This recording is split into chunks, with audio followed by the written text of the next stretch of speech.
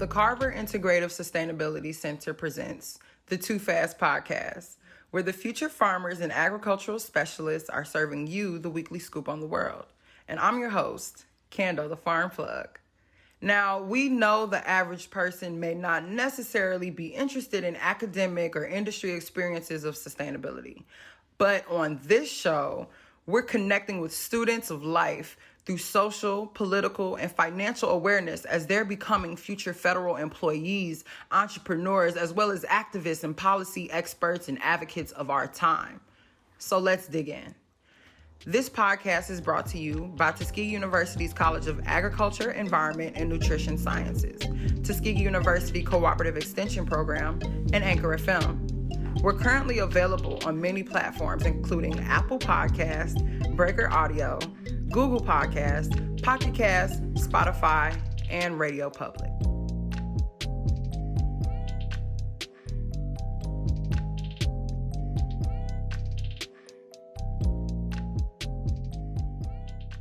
I guess you can introduce yourself, give a little bit about your background, like where you grew up, your environment, your real environment versus what we see on TV about your environment, and your education background. So my name is Bria Polk. I am from Chicago, Illinois. I was born and raised here. And the one thing that people seem to always ask us about Chicagoans and our city is the amount of violence.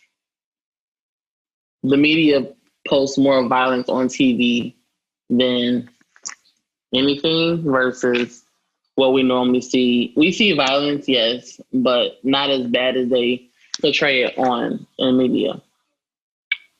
I dislike the term Chirac because that's not what our city's about. We have so much more to offer here. It's a wonderful city.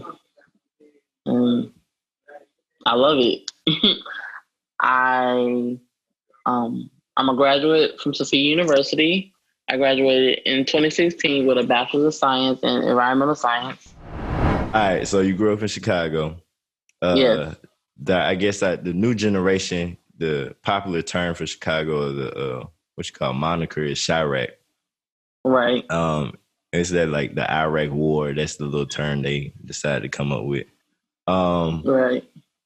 How did your high school experience go? And then going into like you choosing Tuskegee as an HBCU, did you know about HBCUs while growing up in Chicago? Did they teach you about HBCUs in high school? How did that go? Okay, so my environment for high school. So I went to a charter school that was fairly new. I was the second class to graduate from my high school.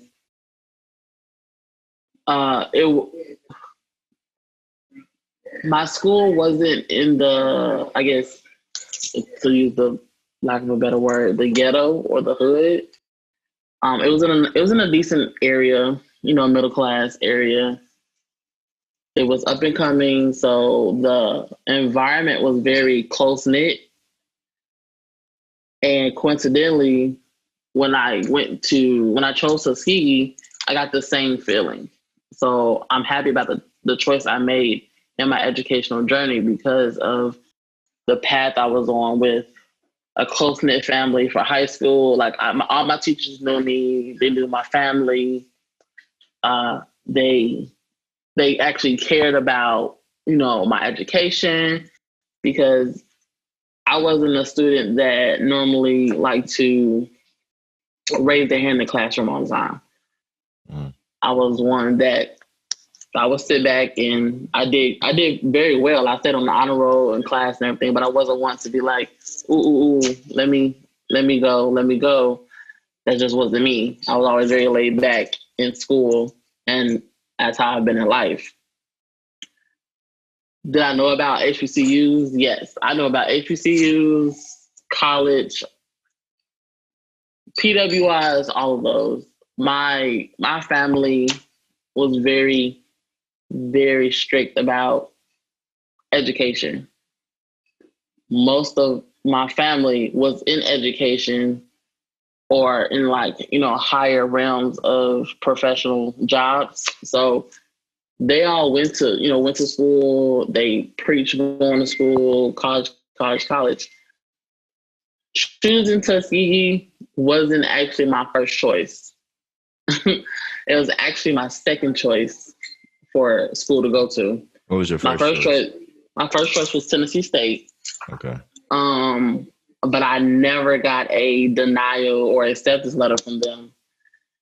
And I did early admissions for most of my colleges. So when I got Tuskegee back, I got Southern Illinois back. I believe I got a few more. But because the path I wanted to choose for school, my major originally was forensic science or mortuary. Mm-hmm. And Southern had the full mortuary program. Tuskegee did not. They didn't even have forensics. So I was going to just do a science major and then transfer over later on. So I came into Tuskegee as a chemistry major. That didn't work. You find out that things don't always go as planned when you're in college. I changed my major to environmental science, and that's where I found my niche. I found the love of agriculture, everything. Okay, going back to what's the process of a high school student choosing a college like Tuskegee? You're how far is that away from Chicago? So from Illinois to Alabama, and especially if you're saying Chicago to Tuskegee, it is a 12-hour drive. Okay. So like a 12 and a half hour drive, actually. When did you finalize your decision to go to Tuskegee? What part of the year was it? Thanksgiving Day. Thanksgiving Day of your senior year in high school? Yes. Okay, so you had 7-8 months to prepare? Yes. I did it. So we turned in our admissions, our applications for colleges, because our senior checklist, we had to at least apply to 5 schools by September. Okay. So if we didn't apply to 5 schools, that counted against our graduation. Okay. So I made sure that I got my schools in, but I also chose schools that I was really interested in. Mm-hmm. And I never did like a college tour with a bunch of people. My family actually drove me to the schools that I was interested in. Mm-hmm. So I drove to Tuskegee for their open house. I drove to Tennessee State for their open house. I drove to Southern for their open house. This is all on different times too. It was like at different times of the year. Mm. Just so I can get the information, I could tour the school. And it's a funny thing, when I came down to Tuskegee for their open house, my family, they fell in love with the school before I did. They were like, "This is the school for you." The environment, the atmosphere that they bring just for an open house, you would have thought you were like a part of the school and this was like homecoming, but it's just open house. Going to an actual football game, sitting, under the shed and getting that whole experience.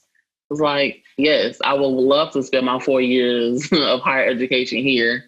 Absolutely. It was an amazing experience. Your TU experience, you mentioned the shed. That's I don't even know what to say about the shed, but everybody knows about the shed. The shed is gonna be closed this fall due to COVID, but hopefully next fall it'll be back up. What were some of the points of college you remember the most? Some of the things that differentiate when you first get to Tuskegee, which is a small community, which is like most HBCUs built around these small little neighborhoods, Black neighborhoods. What were some of the wow factors or shocking moments that happened during your 4 or 5 years at Tuskegee? So I always say that, so there's Tuskegee University, and then there's Tuskegee, the township, the city. To have an entire city, township, however you call it, to back the school like they do, like the people that live in the community work on the campus. When I pulled up to the school to see all the land that they have that's a part of the school, it's crazy because, you know, when you're coming from Montgomery and when you're coming in from Montgomery, going through, what was that, Franklin? What you mean, on the highway? Oh, no, if you come off the highway and you coming in the first exit. Oh, yeah, it's like Franklin, Tuskegee, Franklin exit. Yeah, so you pass most of the land, you know, of the farm and stuff. So you see the cattle, you see the goat farm, everything. You see all of that. So you just see that part first. Then you finally make it in, you know, you come around to Montgomery Road and you enter the front gates, and then you have this huge campus with historical buildings, historical value everywhere. And it's like, oh my God, this is like rich with history. To see Booker T. Washington's home, to see the football field, to see, you know, everything about the school it's an amazing experience. I would say that when I first got there, I was amazed. Leaving there, I was still amazed. Anytime I come and visit, I'm coming home. Like I say it all the time, I miss it. I definitely miss it. There's no other feeling than being down south on campus. It's like you back in undergrad all over again, honestly. And that's what it feels like, especially when you come back for homecoming. There's no other feeling. So how many years did you work with Dr. Shange and Too Fast? Like 2? 3. I think 3. Yeah, it's 3. So I came when it first started up. All right, so you worked with the Too Fast Future Farmers and Agriculture Specialists under Dr. Shange during your undergrad time.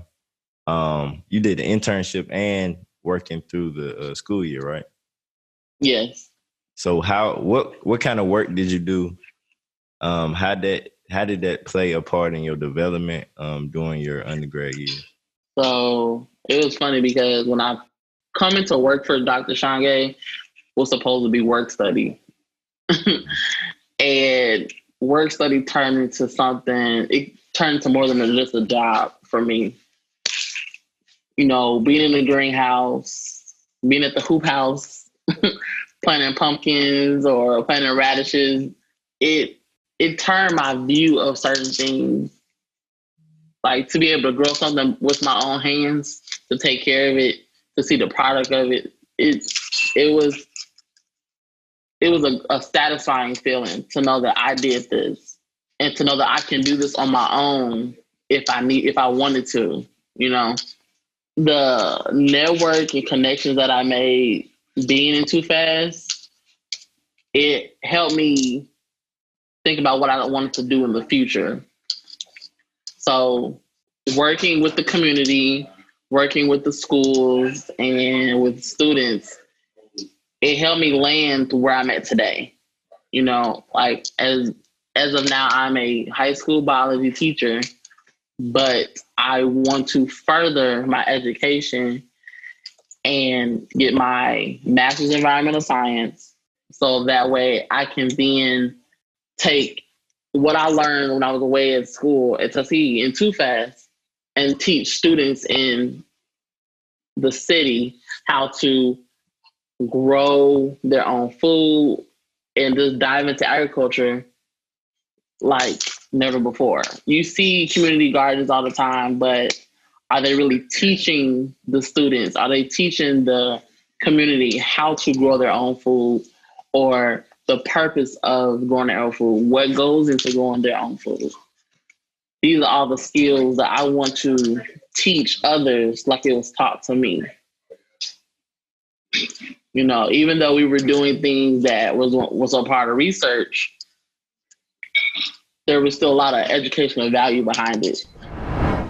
Oh, all right. So one of the main things we did during the summer as Too Fast interns was the SMART camp, where you just spoke about teaching kids how to garden, and we did a lot of science classroom setting like projects too, right? So Yeah. was that your first time like in the role of a kind of teacher to student?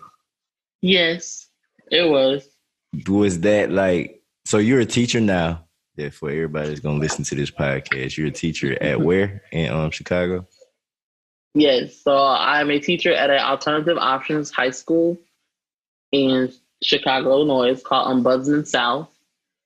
So, unlike a traditional high school, our students have the opportunity to still get their high school diploma and not a GED, because at most alternative high schools, their program might be set up just for a GED, credits. But at our school, they get the actual high school experience and get their high school diploma, even though they went through whatever life situations. I have students who maybe they were incarcerated. I have students who maybe were sick. They had different things that are going on in their life, but they still made a decision to get back in school and complete it. And I've graduated 2 classes since I've been there now. How did that transition from being a student yourself in college to now you're the teacher for other young minds in the world, and you're responsible for their development as scholars? It is very interesting, I'll say that, to know that what I'm teaching them, they're using that, to better themselves and go into the future, through the future. I sometimes question myself, am I giving them everything they're supposed to have? Are they learning what I'm teaching them? And when I have students come back, or they sit in class in my next class, and they're talking more than I am in the class because they're paying attention from the last class, or they actually read the information that I gave them, it makes me feel good, because the same spark that I got when I was sitting in their position, I see it in their eyes. And that's the best feeling ever, to see a student excited about what they're learning. Because when I took on the position, I changed my classroom around a lot. I did projects with the students. I allowed them to come up with their own thinking behind science, because in science, you pose a question and then you move from there. Mm-hmm. So that's what I like about science. You can be right or wrong. It doesn't matter. You can explore it, study it, figure it out, and go and move forward. So teaching has really changed me. It gave me a lot of patience, because I've taught elementary level, and now teaching high school level. And I love my babies in elementary, but I love my babies in high school. They have my heart. All right, so moving into this next school semester, or next school fall, summer to fall thing. We got COVID-19 going on. What is your school doing based on students coming back and your teaching methods right now? So we ended the school year with remote learning. Mm-hmm. Our school actually has a hybrid system where we already kind of do in the classroom and computer work. So for us to transition to remote learning, it wasn't hard, but the only downside is that a lot of our students don't have access to technology like most schools offer. Mm-hmm. A lot of my students, some students work well by themselves and other students need that extra push. So having to start the school year off with remote learning is kind of hard because sometimes the kids just need to see your face. They just need to know that you're there. And having to talk to us through technology is not as easy for them to be successful, you know. When have they said anything about when y'all may just be back in the classroom? So our mayor proposed that the mayor and the governor, they proposed that for the first quarter, we will be remote learning. And if the cases of COVID-19 have gone down, then we'll move to hybrid learning where we'll do some days in the building and some days remote learning. And it just depends on the cases. So if we have less cases, then they'll try to transition us back into the building. Our school we've already set up the building, you know, for social distancing, but it might be a little hard. I'll say that because we might not be able to have every student in the classroom, you know, and sometimes we could have, you know,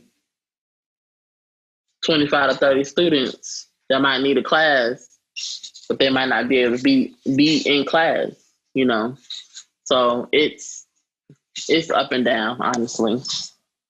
How nerve-wracking is it for you as a teacher thinking about having to go to work every day around so many people if they decide to open the schools back up?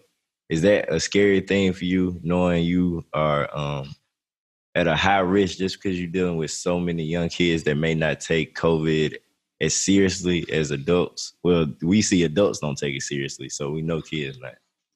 Right. It is scary. I'm not one for a lot of people, period. That's just me as a person. But to think that everybody's not going to follow the social distancing rules or the precautions of staying safe, it bothers the nerves just a tad bit. I try to keep my distance. My students, I know to tell my students that no, they can't get, you know, like a hug or they can't sit so close to me, you know, because sometimes my students will just sit in my room, you know, in the desk, like in front of my desk or by my desk. They just want to be around me. They're not going to be able to do that like that, you know. So that's what I think about. I think about how my students are going to feel more so than how I feel. For the students socially and just, I guess, maturing at this important stage of their life, do you think being at home during COVID is a positive thing or a negative thing based on what we see, which a lot of Chicago youth right now, especially coming from your school, alternative school, I'm sure you probably think that's a negative thing, being at home all day long. I look at it as it's kind of negative because I don't see them, you know. Seeing them every day lets me know that they made it from the building to their home and back to the building the next day. So then to not be able to lay eyes on them and knowing that sometimes when they come to school, they're getting away from their environment. Them being at home all the time, I worry about getting a phone call and hearing that I lost another student. You know, that's hard. I've lost 2 students since I started working, you know, in this particular, you know, avenue. And it's tough. It really is. When you say lost, what do you mean by lost? I've two students have passed away due to gun violence since I've been teaching at this high school. And to get that phone call, email that we lost a student, to then see the students the next day, because of course they knew about it first. And then they come to school, they're crying. Then you have to be a support system for them. Then we have to also support our colleagues. It's hard. It's really hard. It weighs on the heart. And these students, you said they know about it, or they know about these situations when they happen before they get to school the next day. These students are zoned for your specific alternative school, right? So they're from the same typical area neighborhoods. Yes. So my school is actually in Inglewood. It's like it's a community in Chicago. Mm-hmm. And most of my students either come from the same area.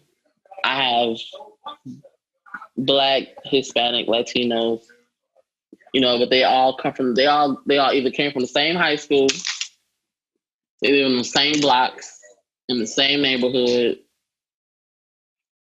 They know each other. So they keep up with each other, social media, everything. Somebody knows somebody. Sometimes we do run into those instances where we have students who are a part of the gang life, and some of them can't come to our specific location for school. They have to go somewhere else because there might be somebody who is on in another gang that doesn't like them, or they have some type of, beef is what the kids like to say. That's the type of stuff we deal with every day. A lot of my kids are either parents or they're the oldest and they have to take care of the younger siblings. So that's some of the things that they have to deal with. Some kids that enroll, they might not be able to take classes or come to school every day because they have to work. Or some kids living in certain homes, especially the Latinos, they get to a certain age, they got to start working. They're like, that diploma is not important to their parents. Some of their parents, they feel like you need to start bringing money into this house, and it's sad to think about it like that, but that's really how it is. I definitely want to thank Dr. Shange because without him, I would never have this opportunity to be a part of this organization, because I believe it really changed my life for the better. Me changing my major from chemistry to environmental science in general changed my life. But working with him, working with the people that he hired, you, Terrence, Bryant, everybody, like just us working together, it was amazing. And the relationship that we built, we became a family, with Too Fast. Going to Birmingham to visit the co-ops to understand different processes of how things are going, Mr. Hooks, that whole operation. I love it all. I'm happy for the experience that I had. I really am. And I really want to thank Dr. Shange for that.